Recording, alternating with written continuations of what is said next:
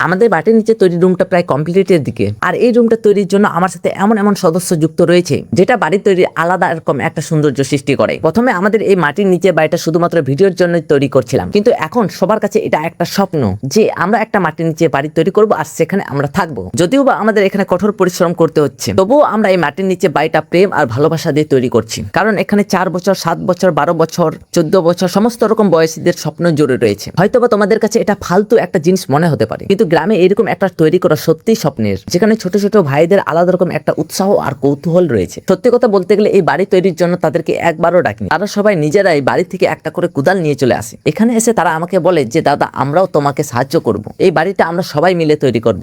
আজকে যে আমরা এখানে 2-3 জন রয়েছি, এর কয়েকদিন পর তোমরা দেখবে আমাদের গ্রামের সবাই এখানে দেখতে আসবে যে আমরা এখানে মাটির নিচে কিভাবে বাড়ি তৈরি করছি, আর সেই বাড়িটা দেখতে কেমন হবে, আর এখানে কি থাকা যাবে। 8 থেকে 10 দিনের মধ্যে মাটি খুঁড়ে বাড়ি তৈরি করা এটা কিন্তু সত্যিই কষ্টের। আর আমাকে যে এরা সবাই সাহায্য করবে আমি তো ভাবতেই পারিনি। আমি প্রথম থেকে ভাবছিলাম বাড়িটা কমপ্লিট করলেই বাঁচি, কিন্তু এখন যখন বাড়িটার সাথে প্রেম ভালোবাসা যুক্ত হয়েছে, আর এটা শুধুমাত্র এদের জন্য, তাই এটাকে সুন্দর আর মজবুত করে তৈরি করাই আমাদের লক্ষ্য। আর 2 দিন যদি এখানে বৃষ্টি না হয়, আমরা খুব তাড়াতাড়ি এখানে বাড়ি তৈরি করে ফেলবো। আর কয়েকটা দিন অপেক্ষা করো, ঠিক তোমরা দেখতে পাবে।